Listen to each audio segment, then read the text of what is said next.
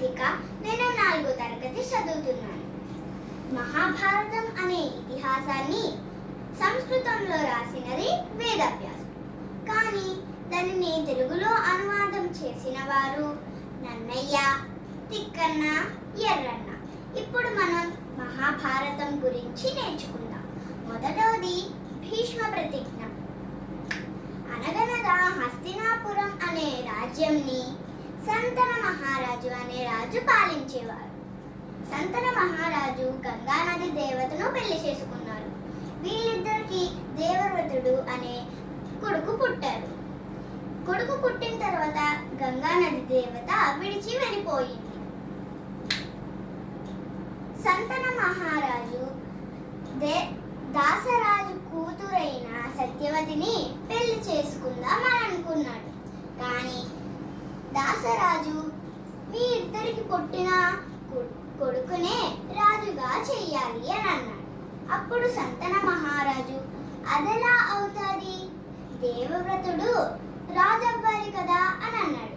అప్పుడు దాసరాజు అయితే ఈ పెళ్లి జరగదు అని అన్నాడు.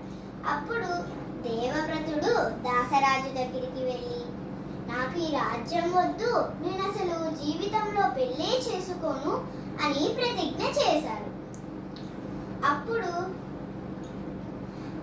పైన నుంచి ఆకాశం నుంచి పూలవర్షం కురిసింది.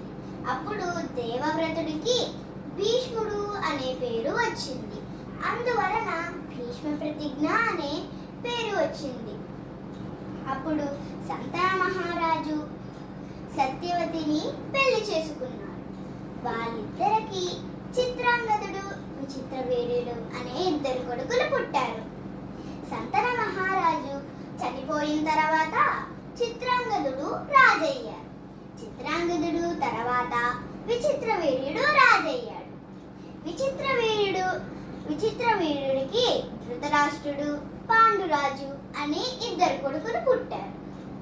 ధృతరాష్ట్రుడు చిన్నప్పుడు నుంచే అంధుడి కాబట్టి ధృతరాష్ట్రుడు రాజు అవ్వలేకపోయాడు.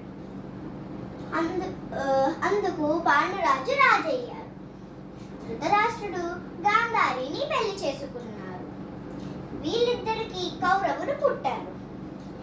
గాంధారి తమ భర్త మీద గౌరవంతో కళ్ళుకి గంతలు కట్టేసుకుంది. పాండురాజు కుంతి, మాద్రి అని 2 భార్యలు.